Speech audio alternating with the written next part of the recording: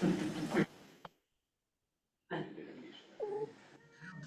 Shabbos, Shabbat Shalom. Beth Sholom. It's great to be presenting today, Temple Beth Sholom Torah Study for Shabbos morning. This week, we're going to be looking at the Parasha, the Torah portion, Terumah. And we're going to look through the Torah portion through a very special lens, the lens of Pardes. So if anyone here knows what Pardes is, that's great. I hope I can share a little bit more and deepen your knowledge. And if you've never heard of Pardes, that's great too, because you're in for a real treat. And just really excited to be here. Thank you, Norm, for the invitation. And Mike, you did a great job last week. You're really hard shoes to follow, let me tell you. Can we do the screen share and move to page 2? Page 2.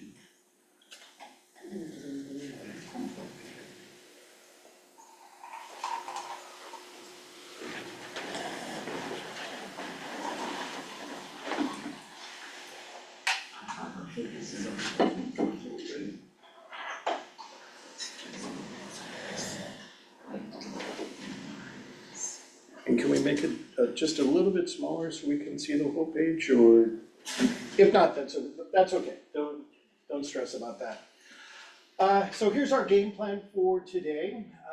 We're in the introduction. We're going to read a summary of the parasha, and here we're going to use our friend Rabbi Harvey Fields and his great Torah commentary for our times. I know I've used that in the past. It's my go-to. It's a great summary, and I cannot highly recommend enough, regardless of your level of Torah study. If you haven't invested even in a used copy, I highly recommend it. It's very well written, it's concise, and very affordable.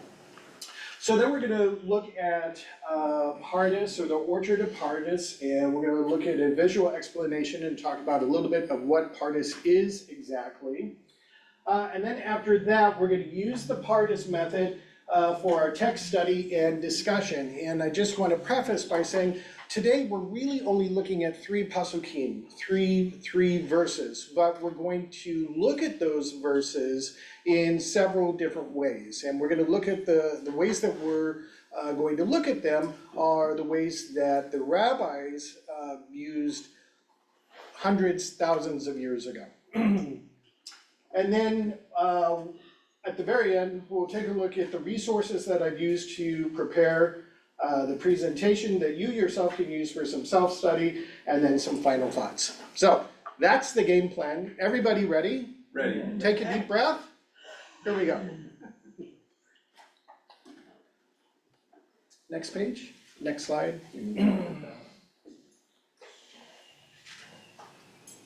Is someone willing to volunteer to, Arnie? Parasha Terumah is about building the first sanctuary, or the tabernacle. The Israelites are still wandering through the Sinai desert. Moses instructs each person to bring a terumah, or donation, gift for the building of the sanctuary. Contributions may be of gold, silver, and copper, of blue, purple, and crimson yarns, fine linen, goat's hair, tanned ram skins, dolphin skins, and acacia wood, oil for lighting, spices for the anointing oil and for the aromatic incense, lapis lazuli and other precious stones for the ephod and breastplate. Concerning the tabernacle, God says to Moses, "And let them make me a sanctuary, that I may dwell among them." Instructions for the architecture of the sanctuary are detailed. The ark and poles for carrying it shall be made of acacia wood overlaid with gold. 2 gold cherubim with large wings are to be placed above the ark, facing each other. A table of acacia wood overlaid with gold is to be made, along with special bowls and jars for offering sacrifices. Moses is also instructed to build a menorah, or lampstand, of pure hammered gold to hold 7 lamps. As for the sanctuary itself, Moses is given details of its size, the material to be used in its construction, and instructions on how to assemble it. All right, so just to level set, just to get everyone on the same page, we're now post the Exodus, meaning we have left Egypt. We are in the desert. We have not crossed over to the Jordan into the Holy Land. That'll come later. So we're out in the desert, and we're given instruction to build the Mishkan, or the traveling tent. I think the beautiful thing about one of the beautiful things about this Torah portion is that it reminds us that there actually was a time when Jews did their own work, right? When we did our own carpentry, when we did our own construction. I know that's different now. I'm sure that, if you wander up and down the aisles of Home Depot on any weekend, you are not gonna find a Harvey Lipschitz, right? Or, a Benjamin Goldstein, right? It's always a Hank, or, a Mark, or something like that. I think Judah Maccabee was the last Jew that actually had a hammer and put it to work. Okay. Can we have the next page? So, what is Pardes? Hang here for a minute. We're going to go one page farther, but hang here just for a minute. So I want you to imagine that you are walking through an orchard of trees, right? Fruit trees, maybe nut trees, and they're all teeming with ripe fruits, and these are gorgeous fruits, right? These are gorgeous oranges and gorgeous grapefruits and pomegranates the size of your fists, and almonds and walnuts. And as you're going through the orchard, you have a basket, and you're gathering all of these fruits into your basket until finally, your basket is just overflowing, and you take it back to your kitchen and lay it out on your table. And you can smell the aromas of all of these different fruits. And the nuts are the envy of any baker anywhere. This is biblical Pardes. This is the multiple fruits from multiple rabbis, all bearing delicious knowledge and wisdom that have been cultivated literally centuries by our sages. Can we go to the next page?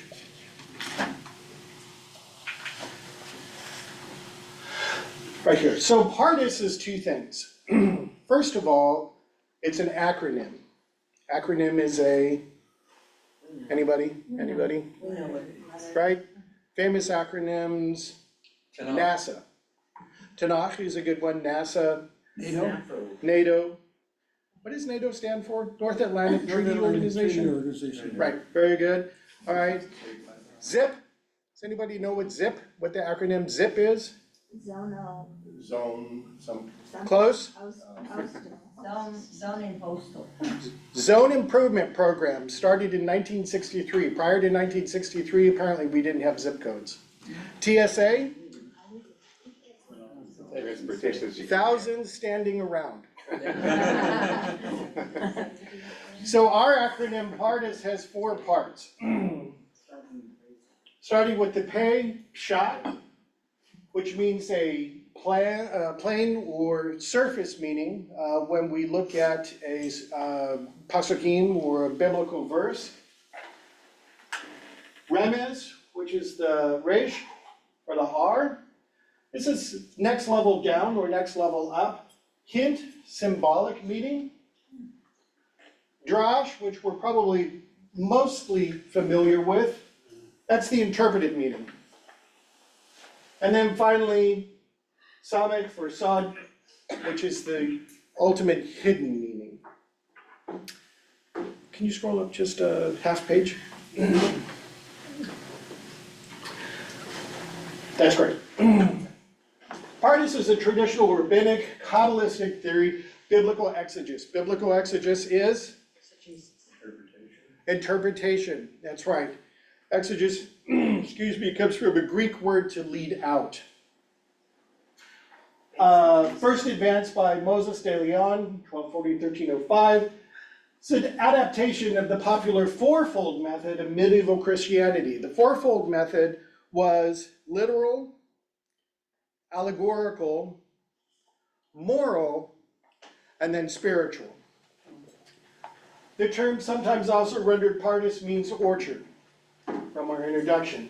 When taken literally, but is used in this context as an acronym form the initials for the four approaches. And again, Peshat, surface, Remez, hints, Drash, inquire, seeking, Sod, secret. Next page.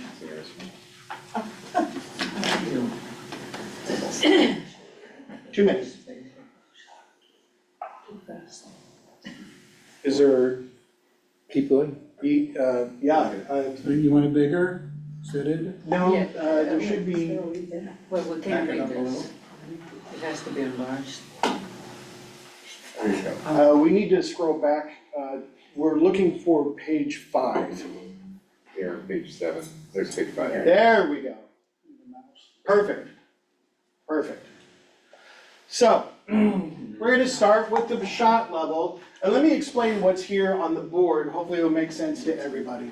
This first column is the Hebrew text from our Parasha. If you happen to have the Plout in front of you, the old Plout, it's page 604.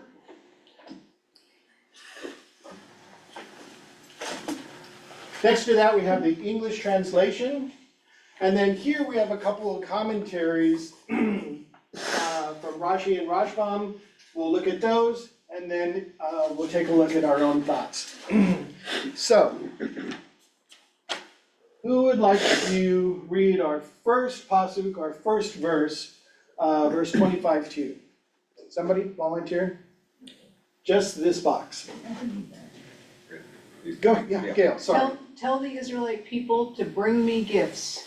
You shall accept gifts from me from every person whose heart so moves him. Perfect, perfect. So the two rabbis that we're gonna look at Pshat through their lens are Rashi, which is Rabbi Shlomo Yitzhaki, he's from France, 1040 to 1105. And the acronym is Rashi, very famous commentator, and very well known for this level of commentary, for the plain meaning of the text. And then the second rabbi that we're gonna look at is actually his grandson, which is the Rashbam, which is Rabbi Shmuel ben Meir, a little bit later, 1085 to 1158. Okay, so what does Rashi say? Rashi says Terumah, gifts, is something set apart. The meaning is, let them set apart from their possessions a voluntary gift in my honor, in God's honor. That's pretty straightforward. And I think, probably all of us could glean that. Rashbam, his grandson a little bit later, says Terumah, gifts, means something separated, here's the difference, from one's wealth. That's a little bit more. Real briefly, what are the gifts that we give today to Jewish institutions? Right, and keep in mind that the Mishkan, the traveling tent, this is the first Jewish institution, right? This is the first communal place that the Jewish community supports in and of itself, right? Prior to that, it was the family, maybe the village, but really the family. All of your wealth was concerned about supporting the family. This is the first J&F, right? This is now something that is totally related to the community. So, question is, what are the gifts today that we give to support our Jewish institutions? Money. Michelle? Well, certainly money, time, volunteering, fundraising. Liz? I was gonna say time, volunteering, I think the most. Glenn? You had your hand up. No? Anything else? Anyone else? Yeah. Norm? Anything that's negotiable, they are various institutions are happy to accept stocks and bonds, real estate, and cars have become very popular. There's a number of organizations that are happy to get cars, That's true. working or not. Very true, very true. All right, let's look at our second pasuk. Somebody want to volunteer to read this? I'll read it. Yes, And let them make me a sanctuary that I may dwell among them. perfect. So what does Rashi say? Rashi says, let them make to the glory of my name a place of holiness, right? Connecting that wherever God is, there's holiness. Have you ever heard the Christian spiritual, this is holy ground? This is holy ground, where God is holy. Rashbam says, a little bit more, sanctuary is referred to the word mikdash because it is connected to the idea of meeting. God is saying that it is the place wherein I will prepare and ready myself to speak to them, children of Israel, B'nai Israel, as it is written, chapter 29:43, there I will meet with the Israelites. So just a little bit more expansion of make me a sanctuary that I will dwell among them. Where do we meet God today? Michelle? In the face of one another and doing work that benefits more than yourself. Paul? There's a futuristic view that Jeremiah writes down, and that is that's connected with this, where the among them, neither one of them mentioned, but that's the Mishkan, but he really wanted to dwell, and Jeremiah refers to his law written on their hearts. He wants to dwell in the full expression of truth coming out of each person. Arnie? This is not, that statement, building a sanctuary so that God can dwell within it, is not unique to the Hebrews. Every nation, national religion built temples so that their gods, that was the place where their gods resided, and the Israelites were no different. An example being, when Jerusalem was conquered by the Romans, and after the first revolt, the Roman general destroyed the temple, and I believe after 165, that was around the Bar Kokhba revolt. The Roman emperor built. 125, I think it is. The Roman emperor built a temple to Jupiter on the same site with the idea of obliterating the site where the Israelite God resided. So here's where I'm gonna push back just a little bit, or at least spin it just a little bit. I think what is unusual about the Mishkan, about the traveling tent, is exactly that. Is it that it's portability, right? So like you've said, many peoples and religions built temples, or even prior would worship, specific rock. I'm sure that during the 1960s, there might have been a cult that worshiped the rock at Morro Bay, or a specific river, or maybe the oceans. But I think that the difference here is the portability, the thought that God picks up and goes wherever you go. That makes sense? That God is no longer in the rock, right? Or is no longer in the center of the temple. And we experienced that. We experienced it twice, 586 and then the year 70. But we experienced that when the temple in Jerusalem was destroyed, right? Suddenly, we no longer had the ability to go to God's office on the earth. right? But what came out of that was that God was now everywhere. Somewhere along the line, I think we forgot that. I think that we forgot through the sacrificial system and the temple cult system that God actually was everywhere, right? Now, it's fascinating. You go to Jerusalem and you go to the wall, the Kotel, the wall. People praying, all kinds of tourists praying at the wall. Right around the corner from the wall, there's a little Chabad shul. Now, if I live in Jerusalem and I live near the Kotel, I live near the wall, why would I go to shul if I could go to the wall? If I live all the way in Jerusalem and I can walk to shul, why wouldn't I walk the half a block from the shul to the wall? Why wouldn't I pray at the wall? Why would I go to the shul? Because God's everywhere. God isn't in the wall. I mean, we pray at the wall because, it's a retaining wall, and that was the last time we had good contractors. But, other than that, that's not where the Holy of Holies was, right? It's much farther up. God doesn't live in the wall. Mike?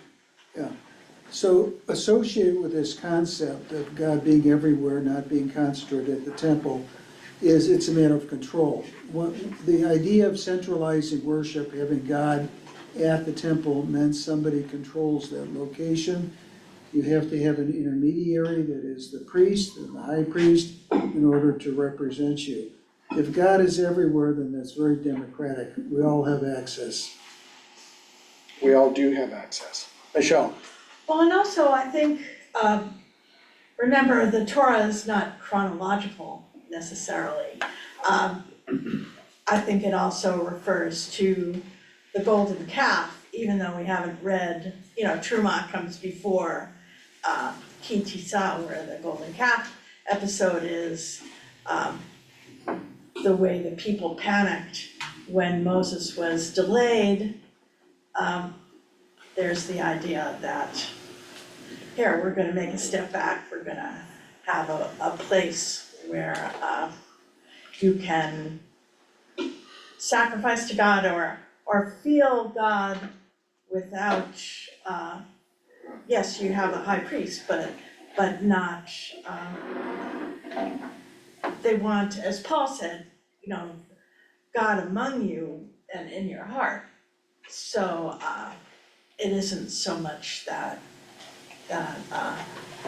Moses and Aaron or the high priest are the only conduits. All right, our third verse, you shall make a lampstand of pure gold. The lampstand shall be made of hammered work, its base and its shaft, its cups, calyxes, and petals shall be of one piece. That's a mouthful. Rashi says, the menorah, lampstand, must be made by hammering. It must not be made in sections. That is, its branches or lamps must not be made as individual parts and afterwards attached, assembled, as is done by smiths through a process called solder in Old French. But rather, it should all originate from one piece, hammered with a hammer and cut special tools, thereby separating the branches in two directions. Wow, so that's a lot that he's pulling out of just this verse, and pretty technical, but he's trying to give us the process, right? He's trying to say, how literally, how was the lampstand or the menorah made? Rashbam says, a lampstand to illuminate the breads on the table, as it is mentioned in chapter 26:35, where the position of this menorah is specifically described as being opposite the table of the showbread. So these are a little more technical commentary and gleanings off of the verse. When we get to our next page, Norm, here's where we're going to see some real difference.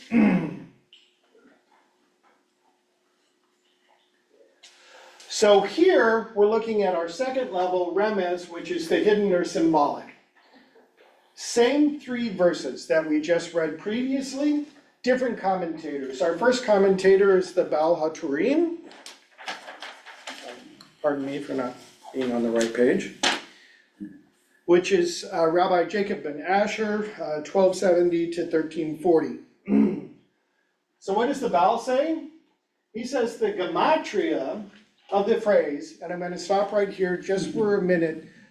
Does everyone understand what gematria is? Number. Okay, so Liz, thank you very much for saying no, God bless you. If you are not familiar with gematria, gematria is a rabbinic study of Hebrew numerology. Now, just to refresh everyone's mind, if you went to Cheder or Hebrew school, in Hebrew, every letter has a corresponding number. The first Hebrew letter, the Aleph Bet, is? The letter is? The number is? Right. Second letter is? Second number is? Very good. You've all been ordained. And so on, and so on, and so on.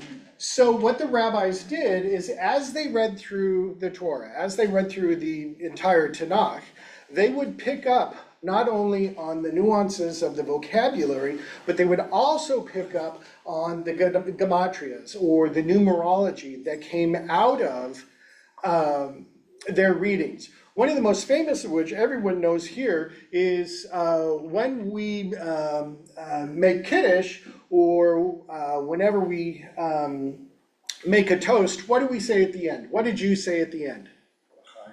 L'chaim. Excellent. L'chaim means? Very good. What is the numerology, the number association with l'chaim? 18. When you make a donation to the shul, you make it for? 1,800. Oh, yeah. 18,000. Right. That is because the word chai, chet yud, when you add it together, 10 plus 8 is? 18. Exactly. Exactly. I'll give you one more. Yud Hey. Yud Hey is associated with God. Right. It also, number-wise, added together, is 15. Here's a fun one. If anyone was a math major or good at math, which I was not, that's why I'm an accountant. Using whole numbers, what's the easiest way to divide 15? 3 and 5. True, but dividing by 2, if you, I said it badly. Yes. Easiest way to divide 15 is 7 and 8, right? You split 15, you divide it by 2, you get 7 and 8, right? What does 7 mean in Judaism? Days of the week. Days of the week. Right. What else? Shabbos? Shabbos. What is When we think about the calendar and we think about the cycle of years, things happen in sevens, right? So in Judaism, 7 is a base or a natural cycle, right? What is 8 then?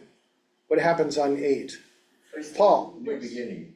New beginnings, although I would argue that going back from 1 to 7, going back to 1 is the same. I would argue that 8 is supernatural.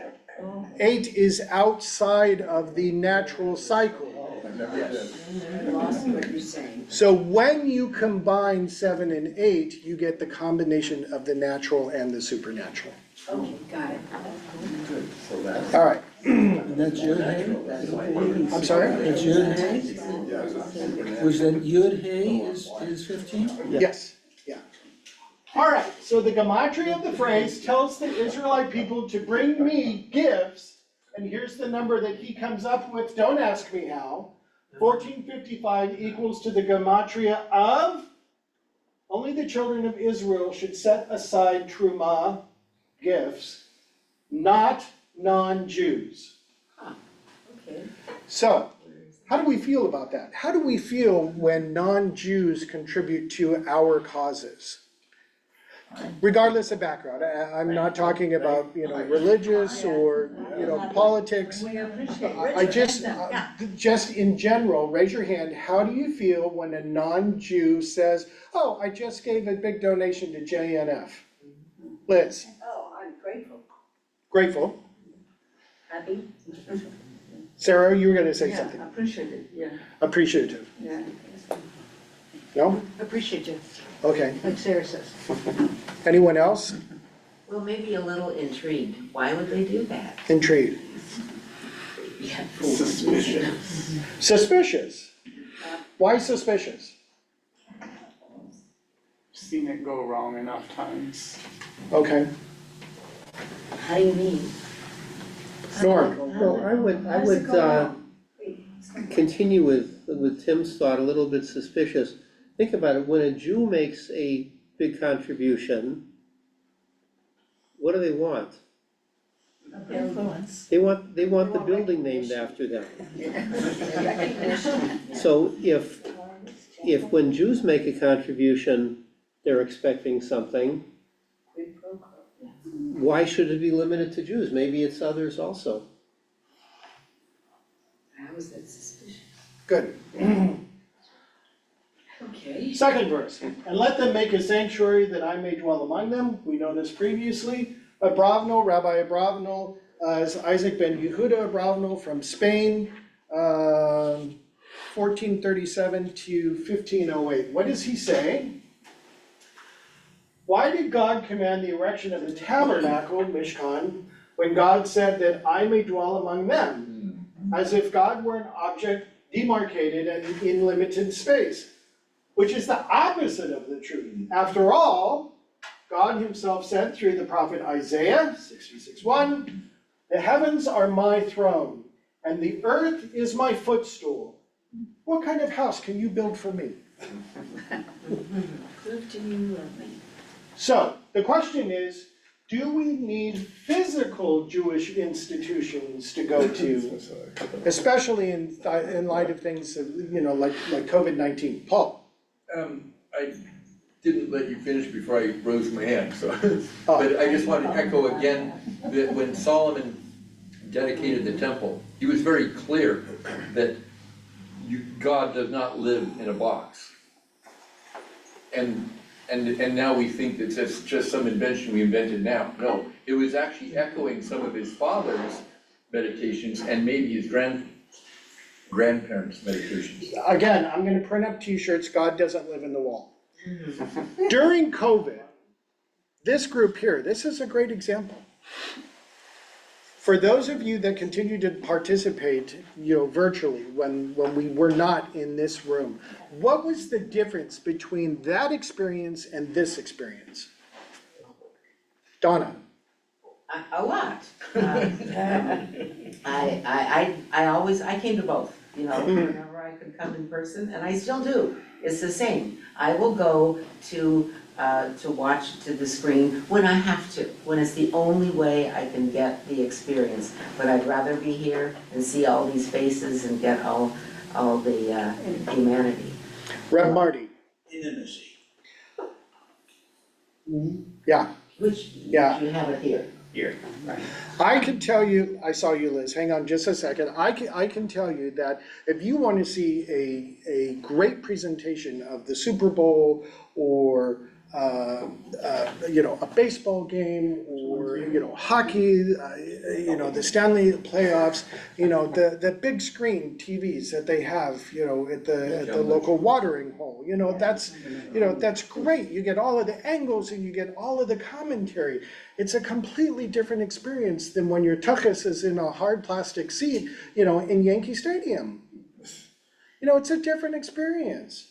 You wanna, I shouldn't say one is better than the other, but it's a different experience when you're sitting hot in the sun drinking your, beer with a schwitz, and the guy next to you, happens to be for the Mets instead of the Yankees or the Dodgers instead of, the Angels, God forbid.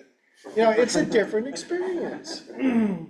I'm sure this is a real extreme, but I'm sure that the doctors in the room that can tell you it's a different experience from when you're sitting, patient side as to, watching it on YouTube.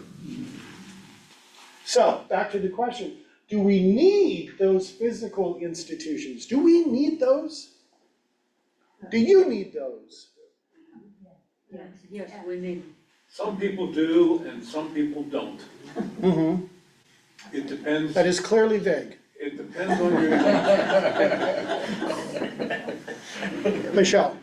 But the sense of community, when you know other people, or at least recognize other people in your group, is very powerful. I think it's much more useful in raising money and raising support for a cause or a protest. The rabbis will tell you that a shul is built on 3 legs. First of all, Beit Tefillah, a place to pray, right? Second of all, Beit Midrash, a place to study. What's the third? A Knesset. Beit Knesset, a place to meet. All. This is coming out of Ezekiel, but Ezekiel had different visions, and at some point he saw the Shekinah, the presence of God leaving Jerusalem. And so the prophets have an idea that God is going to be trying to take care of his people in this scattered situation, but his preference would be to bring them back to his place where he's chosen to place his name. I might push back. I bet Ezekiel never had a fight with his wife and needed to go talk to Norma about it. All right, moving along. Back to our lampstand. What does the Baal say? You shall make a menorah. The word menorah is mentioned 7 times in this passage. Remember, we talked about 7 before. Corresponding to the 7 heavens described in Talmud Bavli Chagigah, Daf 12b. Why is 7 so important to us? Why can't we let go of that? Why is it important? We've talked a little bit about it already. I think you have to ask the Babylonians.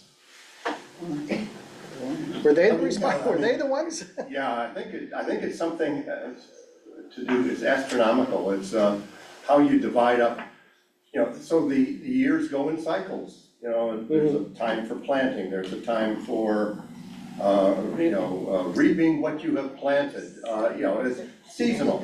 Yeah. The days grow longer, the days grow shorter, there's a longest day and the shortest day. And how you divide those periods up is most closely associated with the number 7. And so I think that's why that number has taken on such significance.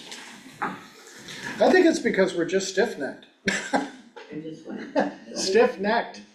It says it in the Torah that once we learn the 7 days of creation, our entire religion, our entire society, our entire theology, our entire outlook, clung to that. I mean, that's just who we are. That is part of our fabric. Barney? Yeah, I'd like to go back to the previous section there, no. Just leave it. Just one box up from where we are now. Was it Isaiah? Yeah. I don't think Isaiah was ranting about the temple per se.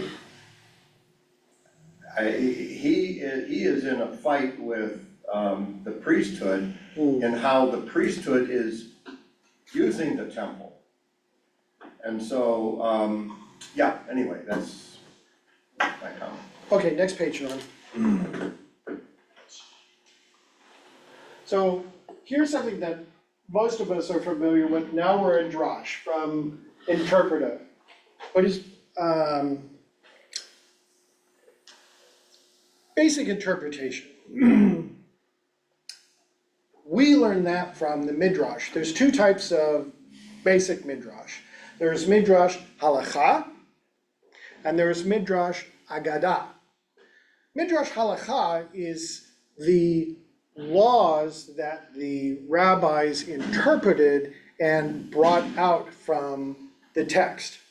A great example is the laws of Shabbat, right? On Shabbat, we're not supposed to Work. Where in the Torah is work defined? Nowhere. Nowhere. Interestingly enough, upon examination, the rabbis came up with the idea that the building of the Mishkan, all of the activities that are involved in the building of the Mishkan, tying knots, hammering, whatever you hammer when you make a Mishkan, all of the activities in building the Mishkan, those would be associated and used to help define what work is. Agadah, that is more like homiletics, right? That's storytelling or folk tales. Drashes as in sermons. That's what we get out of Agadah. This actually encapsulates just this verse. So as a reminder, the verse is, tell the Israelite people to bring me gifts. You shall accept gifts for me from every person whose heart so moves him. Volunteer to read the Midrash. Let me just fill in a little bit. The word agadah is related to the verb lahagid, which is to tell. Agadah are stories, or things that you tell. We also know this because of the book that we use on Passover, which is the Haggadah, which is the telling. So some of these words that we hear, which we think we've never heard before, really we have, but Hebrew has this delicious way of twisting and adding its words around to serve different meanings. Thank you. Who would like to read? Liz. The Holy One, blessed be He, said to Israel, I sold you the Torah, it's a little small for me, as it were. I sold it with, as it's stated, and they shall take me a gift. This is similar to a king who has only daughter, it's hard for me to read, I'm sorry, somebody else closer. Make it Curtis. larger. Yeah, if you can make it larger, I can read it. One of the kings came and took her as a wife and sought to go to his land and take his wife with him.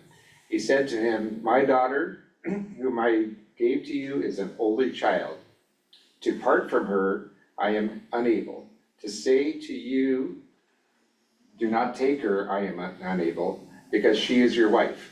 Rather, do this favor for me, wherever you go, prepare a small bedroom for me so I can live with you, as I cannot forsake my daughter.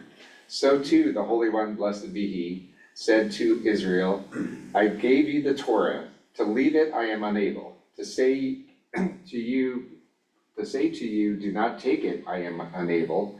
Rather, every place you go, build a house for me so I may reside in it. As it is stated, they shall craft a sanctuary for me, and I will dwell among them. Exodus 25:8. Okay, Irving Goldberg's daughter is getting married. He wants her to get married, right? Nice guy, has a good job, it's time. But it's his only daughter, and he wants to be with his only daughter. And so he says to the guy, I want you to marry my daughter and to start a life. But at the same time, I also want to live with you. So you can have the girl, but I come with it. The Midrash is saying that's what God is telling Israel. God is saying, Package deal. this Torah is my gift to you. I am giving this to you. The catch is I come along with it. That's what the Midrash is saying. So the question is, every place you go, build a house for me so I may reside in it. How do we do that today?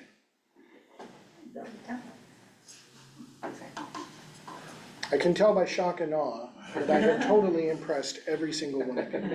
Build a temple. Build a temple. Build a temple. Okay, somebody else, Michelle. Build Jewish organizations.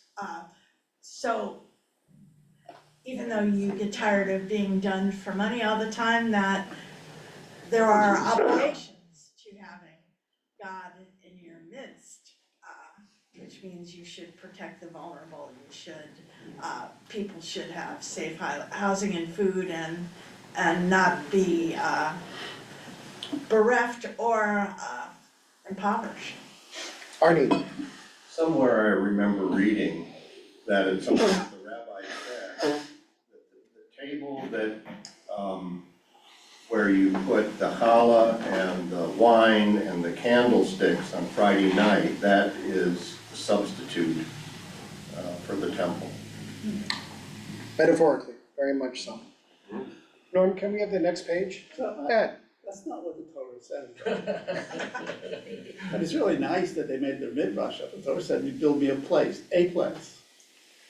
And that was the way it was for, 1,000 years or more. Ed's the student of Rashi, he's the pshat, he wants to see the plain, the surface meaning. Liz, I read that as build a temple, and then the extra room would be a Jewish home. I didn't read it like, let's have everything Jewish in the whole world and fix the world. I didn't read it like that at all. right, so that's fascinating, and I'll tell you why, is because in the Torah, everything is community-based, right? And even though this is our first institution, it's still regarded to the community. Nowhere in the Torah does it talk about the Jewish home. Right, we don't talk about the home rituals, that comes much later. And I would say to that is because the Torah, the Tanakh, and the post-biblical literature, all is recounting an evolution of our relationship with God, right? My relationship with my mom, may she rest in peace, was very different at 8 than it was when I was 30, right? I was born at home because I wanted to be close to my mom. So, we had a much different relationship. My relationship personally today with God is much different than when I was in my early 20s. Much different. And I would challenge anyone in this room to tell me their own personal experience was the opposite. That your relationship with God at 20 was exactly the same as it is today. Paul, somebody had their hand up. Yeah, I did, but. And then Alita after Paul. Oh, sorry, Alita, let's hear your voice. She's driving. No, she's on. Unmute yourself, my phone too. Alita, your microphone may not be on. She's there and she's talking, she's on the. She muted. Can you hear me now? Now we can hear you. You good? Speak. Okay. Another way to look at that is, I think God is saying that we also build him a home in our heart and in our belief in him. And we can't just take his Torah, we can't just take the words as a novelty, as something to study, devoid of a belief in God as well. And that's how I see it. Thank you. Paul and then Mark. Thank you, Alita. I was gonna just mention a little historic piece as to what it may have meant, but including the idea that this particular box was to be moved to different places according to the movement of a cloud. And so those places, they actually set this box up as they traveled in those 39, 40 years. But also historically in archaeology, they found that as it dwelt or settled into the land before the temple, it went to about 6 different places. And it says, every place the sole of your foot shall go, this is where you should dwell. And it actually, they put it in the shape of a footprint. Where they put the holiest of holies was in the shape of a footprint. There's about 6 locations. Nice. Mike, can you step in and move us up to the next page, which is page 8? I'd like to, Keep going. Mark. just an observation. Am I the only one here who wonders what Josiah's high priest would have thought if he heard this conversation? So interestingly enough, there's a. What would Josiah's high priest have thought if he heard this conversation?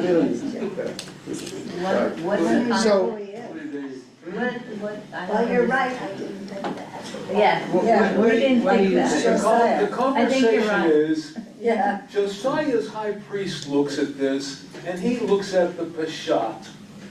And that's what he looks at. And we're going into all this spiritual and mystical stuff. How would that have landed in 625 BCE?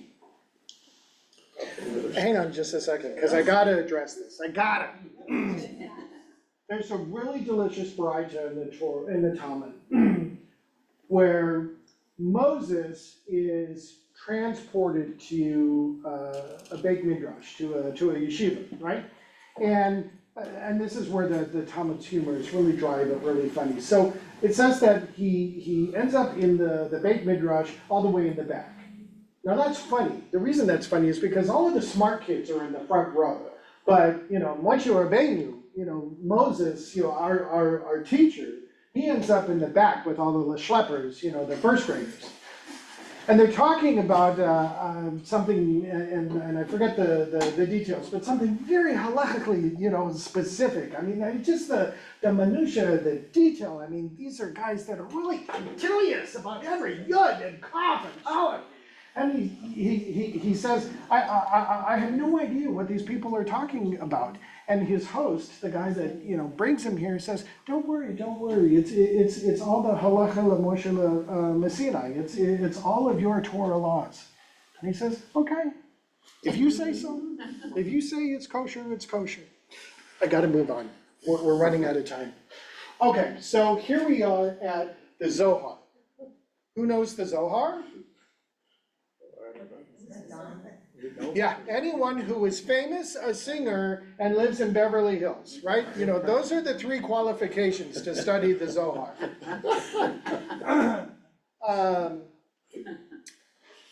I'm gonna give you this bottom part first, just to give you some context.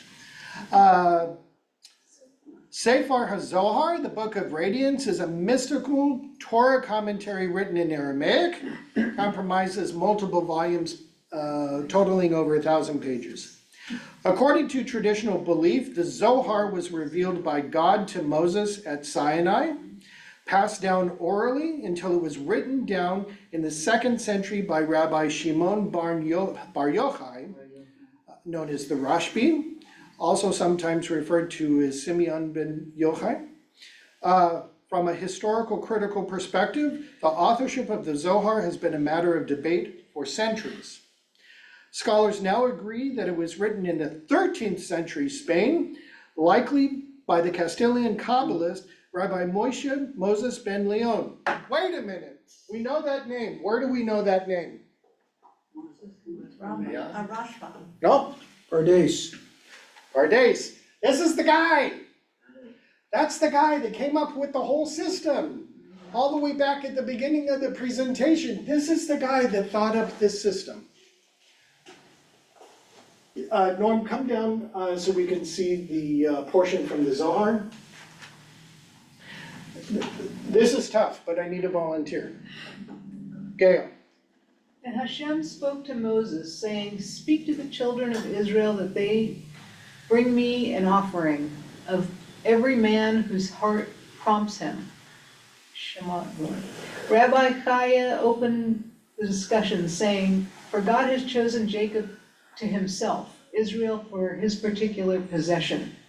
He goes, how beloved are the children of Israel before the Holy One. Blessed be he who desires them and wants to be attached to them and connect himself with them to make them a single nation in the world, as it is written. And what one nation in the earth is like your people, Israel. And what one nation in the earth is like your people, Israel. They wanted him and were attached to him, and as it says, for God has chosen Jacob himself, and for Hashem's portion is his people. He gave ministers and officers to the other nations and took Israel to his part. I love this last part. This last part, I actually find some humor in this. So what this is saying, for Hashem's portion is his people. God, we are God's people. God, gave ministers and officers to the other nations, and took Israel to himself. So everyone else, right, all of the Hittites and the Jebusites and all of the other nations he gave to the DMV. Israel, he saved for himself.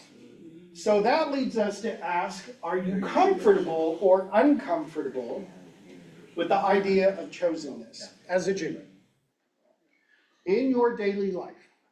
Are you comfortable with that responsibility? Liz, you're shaking your head no. No, I'm not. You know what? Beautiful. I have 3 kids and they all have the same feeling as I do. And my last name's Cohen. I'm walking around with a target on my back. It's real simple to me. So I'm not comfortable, even though I do believe, I don't advertise. Because, for instance, my daughter, we have a lovely nursery school here, a really good one. It's the best thing about the temple, I think, right? My daughter said, I offered to drive her children and pick them up and take them. She said, are you crazy? No, I am not sending my child to a Jewish school because no matter how safe it is, it's not safe. Their last name is Cohen. So I feel that's a valid thing. I said, oh, okay. That's how you feel. There are no wrong answers. Nancy? I think it's a burden. It's a burden and it's been misinterpreted. Mm-hmm. And it's become something that Jews have to defend and, so that's my thought. Sarah? I was born in Greece and yes, there was anti-Semitism there. But among the way I described the makeup of the Greek people was like a rose bush, where you have the thorns and the beautiful roses with a great aroma. And there is this, they live together on the same bush. I went to a Greek school. I was the only blue-eyed blonde in the whole school, and the name was Sarah. So when they used to call the roll, the man was screaming so much, Sarah! Oh my God. And I don't know if he did it on purpose or whatever he was doing. But I had to go to that school. That was the only school in the city that I had to go to. Yeah. And my childhood home was right next to the temple. I could hear the cantor chanting. Mm-hmm. The windows were open in the summertime. My mother was observant. She came from a very nice Jewish household. So there was never for me a burden to be a Jew. It was never.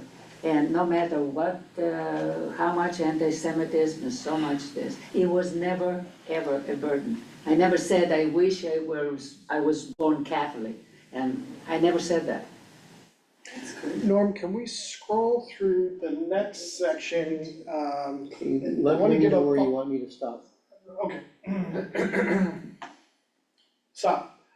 So here's just some resources, right? And Norm can email the presentation out. All of the stuff that I put together today came from 2 sources. Safaria.org, wonderful, organization, definitely worthy of your monetary consideration for support. And then the other place that I use is Temple Beth Amazon. It's a great place to find Jewish texts for Peshat, the Rashi discussion from JPS, Remez, Balhotarim, Chumash Set. Mike is studying out of the Commentator's Bible, Exodus. Right now, this covers 5 individual books for each book of the Torah. Can we scroll up? Oh yeah, Mike has it with him. Wonderful resource, Hebrew, English resource. It's upside down. It's upside down. We read from bottom to up, don't we? Can you enlarge Norm, that just a half little page. bit, just so I can see the whole title? Norm, Oh, just I would also, for Drash, if you're interested in reading about Drash, searching for meaning in the Midrash, these are Rabbi Michael Katz is a Reformed rabbi, This is also an excellent source. And then if we could scroll up to our final thought, and then we'll open it up to more discussion. Guide to the Zohar by Arthur Green, that's a wonderful resource. Final thought.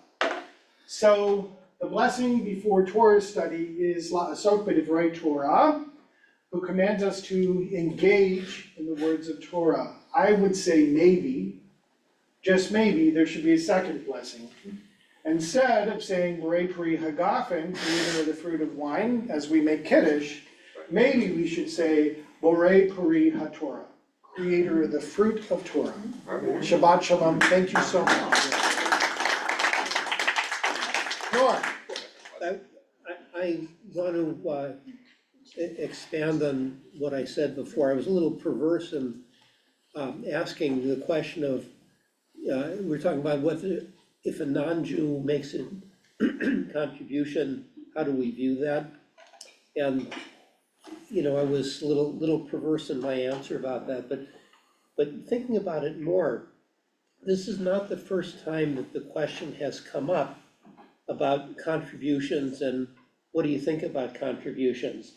There's rabbinical and Talmudic discussions about this. More recently, actually not so recently, the question comes up that a major contribution to the institution was made by a gangster, and they want the building to be named after this person. Is it okay to do that? And there's a big discussion about that. There's a discussion also about the concept of chiyuv, which means that when a person makes a contribution, they have an investment in it and an expectation that the contribution is going to be used for something that they have in mind when they make the contribution. For instance, we've been contributing to a projector fund. So somewhere along the line, people have in mind, well, we expect this money to be used for a projector, right? The discussion rabbinically is that people made a contribution to buy a Torah for the synagogue. And somewhere along the line, it became evident that the prayer books were wearing out. And is it okay to use this money to for a prayer book instead of for the Torah? There's a big discussion about that. The point is that it's an ongoing and a traditional consideration. I want to get back to what I said about non-Jews making contribution. If a non-Jew makes a contribution to a Jewish cause, I want to tell you that I am personally extremely grateful. I'm grateful because I think non-Jews have less of an expectation that they're going to get something back for it. I'm also grateful for what we have in common. We have common canonized texts, we have common values, which I want to say means a whole lot. And I'm also grateful for the fact that we can work together even though that we're different. You know, can we all just get along? I think that's an example of it. So I want to push that just a little bit. I saw you two guys, but I want to push that. I want to know who would be okay with getting married at, Temple Beth Sholom in the Billy Graham Chapel. Anybody? Marty? I don't care where I am, it could be my bathroom, I don't care. I got married at Disneyland, so you know. My purpose is to get married. And I I can did. get married with Jewish prayer anywhere I want to. Okay. Yeah, Marty. All right, I want to throw this open. I'm very grateful for the ladies on my right here with their Jewish criticism. Okay, you engage in criticism. Brian is talking about Jewish criticism, okay? And criticism, the synonym for criticism is simply analysis, trying to figure out how you interpret things. That's all it is, okay? Nothing magic, criticism does not mean negative. Okay? So, Brian is walking around with a target on his back from the standpoint of Marty Graffman. Okay? Brian has got a car, okay? And he has told me today that he is heavy-weighted towards medieval rabbis. Okay? No recent rabbis, only medieval rabbis, okay? Who did not have any idea about a pogrom like the Holocaust was, or taking a kid to a Jewish day school when anti-Semitism is increasing, okay? He is looking at it from this standpoint of this heavy weighting in the past, okay, is sort of like a cult, okay? It doesn't allow your voice. And I think that's what's happening in America today, only we're talking on a larger scale, okay? We're criticizing what kind of government we want. We're criticizing what our values are. We're analyzing everything. Okay? That's the good part of the rabbis, okay? I think the rabbis are radicals. I mean, they really took chances. They give their ideas, okay? But we're too heavy-weighted in them, okay? I would like to have you two stand up, or write, for the rest of us, your interpretation, okay? And one other thing is, you will find out that you reject mysticism. You don't live your life mystically. You don't live your life with gematria, okay? Okay? Otherwise, you wouldn't take your kid to a doctor who makes a diagnosis on the basis of gematria. Yeah, but Okay. your kids. So I'm saying the weighting should be, so that you can do Judaism, okay? Make decisions and act on them on the basis not only what you learned from Judaism for 5,000 years, we'll say, but also today. What works today?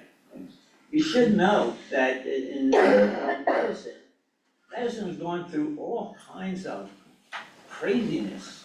All sorts of In the 18th century, we had the humoral theory. How's this theory got?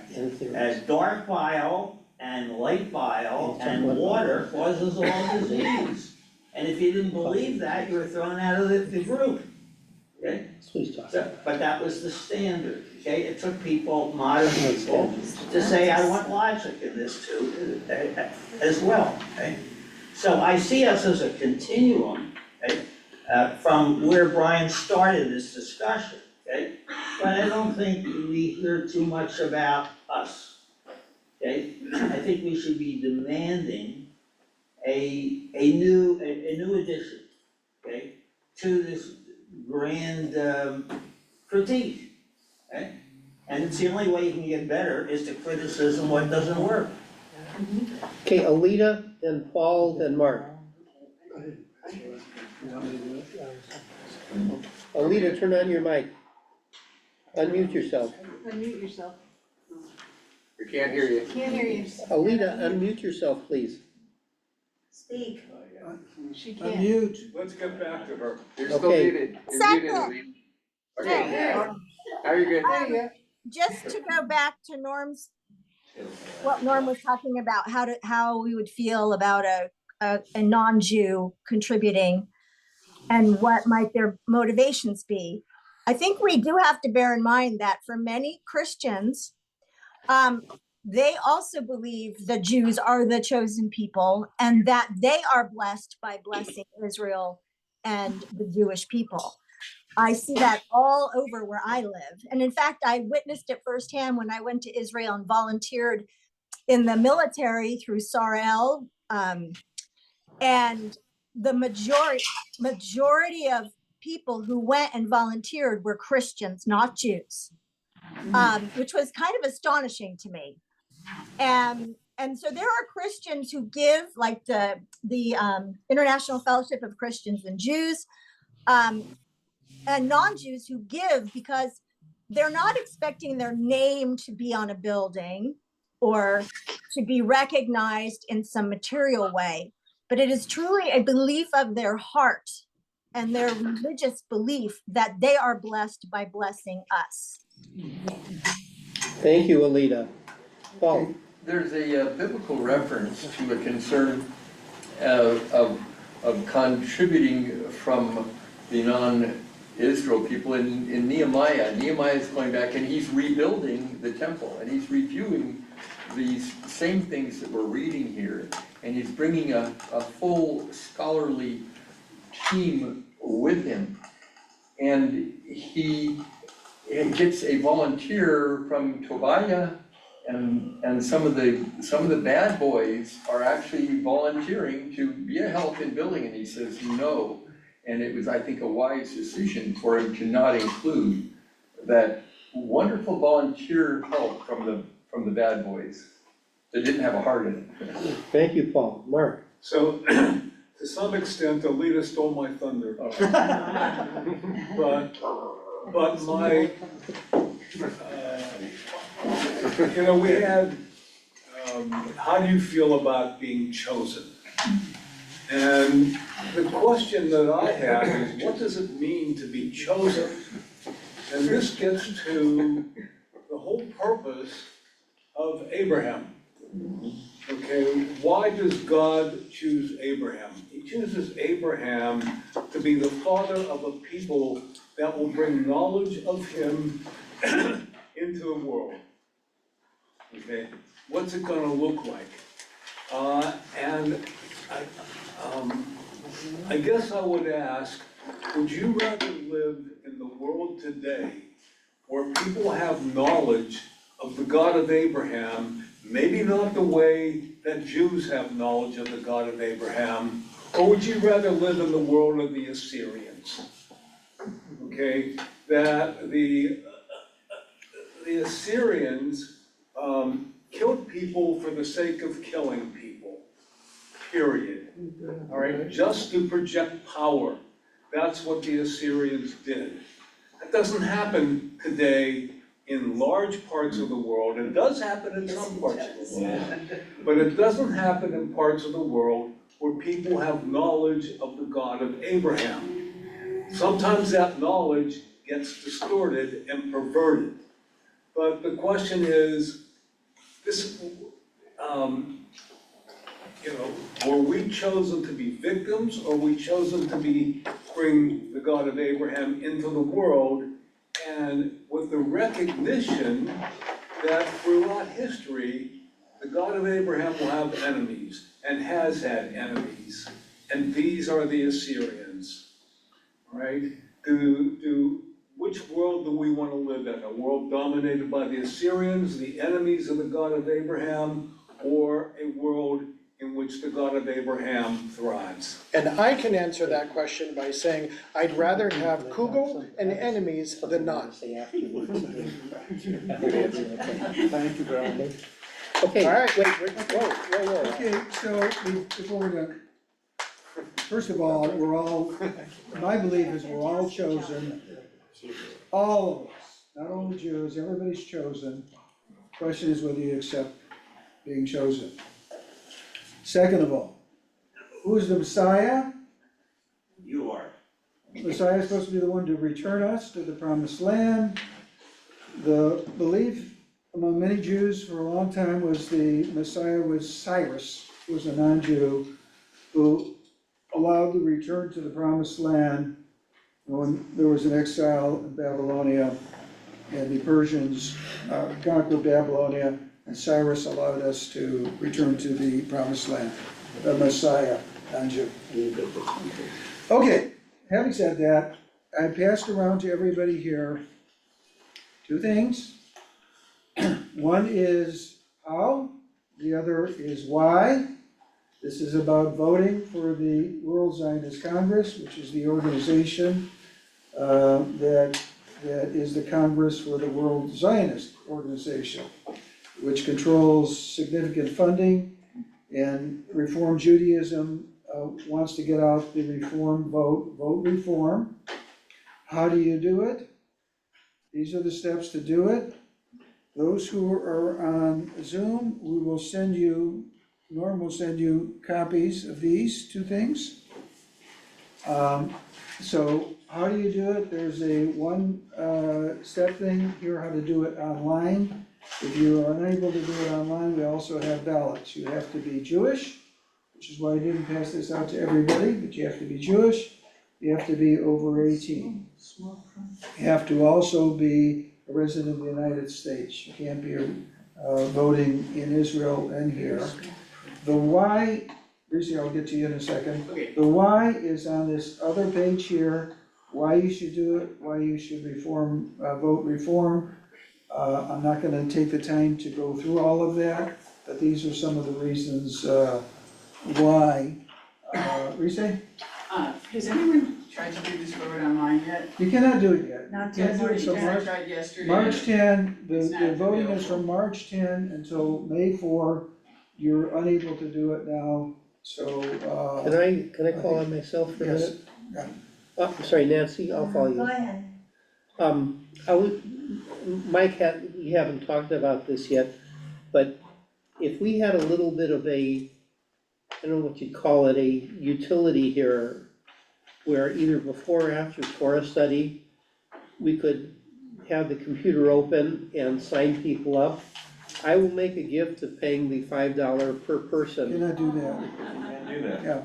No, so the rule is, it does cost $5. I'm sorry, I should have said that too. It costs $5 to actually vote. If you want to talk about it later as to what, there's cost involved. Historically, this has been, it used to cost a lot more, now it's $5. The cost of holding the election is very expensive. The cost of proving that, votes are not fraudulent, there's an organization that does this. So everybody is charged $5. You're allowed to pay for people in your family to vote, but nobody else is allowed to buy your vote by paying that $5. So probably nobody would know about it, but we're not allowed to do it. Could we nonetheless have a computer open for people We can have a computer open, it's a great idea after Torah study. Or before I'm willing, or before Torah study, to stick around and help you go through the process of voting. Thank you, very great suggestion. I have one piece of information. I talked to Hillary yesterday, and she said, if anyone feels that they cannot afford to pay it, that's okay. The temple has a We fund. will not do that. I talked to Hillary yesterday as well. We're not allowed to buy your vote. Okay. We cannot pay the $5. It's a wonderful thing. It's a wonderful idea, but we cannot do it. Could I make a gift to a person of $5? Sure. You can give, you can give them $5 to do what they want. It cannot be done with the instruction to use it to vote. But you can give them $5. What if I take your $5 and go to Starbucks and buy a latte? You won't get it. It's $6. So, it's really, really important to get out the vote. This vote is once every 5 years. So it's $1 per year in that sense. The organizations, the World Zionist organizations and two major organizations which they appoint board members to control about $5 billion of funding over that 5-year period. Actually, a little bit more than that. And that $5 billion can go to pluralistic causes, or it can go to only those very restricted causes that the Orthodox movement and the others vying for this vote would like to restrict the money to. So if the reform movement has a pluralistic agenda, and if you're interested in that agenda, and if you want to know more about it, you can talk to me afterwards, then it's important to vote. Okay, I have a response for Mark. If someone took the money and they went to Starbucks, I don't know what we do, but if they use the money to buy marijuana, then they should be stoned. Okay, I have a question also. We have had this has come back, it's been many years since we discussed this, but we have a Baal Kriya, a Torah reader, Alan Shabro in the in the congregation. He's been our reader for years, he teaches, and he has offered to come here once a month, and before Torah study starts, maybe at 9:10, to read a few verses that are related to what the speaker will be, for the day will be talking about, and then also give the English translation of that. And I wonder whether people would be interested in doing this. Yes, Yes. that would be a good idea. Yeah, sure. Sounds good. Okay, and He's a I'll wonderful guy. talk with Alan He about also it. coordinates the Bunny and Zadie volunteers. Yeah, this would not get in the way of the Torah study presentation. However, people would be encouraged to come 5 minutes early, which I realize is a big deal, but I think we can get by that. Speak up, Beth. Okay, and with that, Shabbat Shalom. Thanks, Brian. Oh, Patty has a comment. Oh, sorry, Patty. A while ago, are we having a joint Torah session with, what's the temple? On Purim? Yeah, yeah, it was online, they explained the whole thing. Okay. Go look at your email, yeah. What, Yeah. you could come here? No, We're going there. no, Are you going there? No, I think she's talking about, you're not talking about a Torah study, are you? no, it's a luncheon. Oh, but I thought we were also gonna. It's a service, it's a service, not Torah study. Oh, so. Hold on, sir. I don't think it includes. Because when I heard someone from, it's, what's the temple? Good price. Yeah, It's worth the price of that- admission. You would do Torah study with them and then go to the service. Yeah, that's right. I have not heard The lunch that. is like at noon or something. Right, but, so we're not going there for Torah study? No. Okay, well, that's the way it was presented, that we would do all three things. I think you could do But Torah that study wasn't here. necessary, that was, I think Torah study will be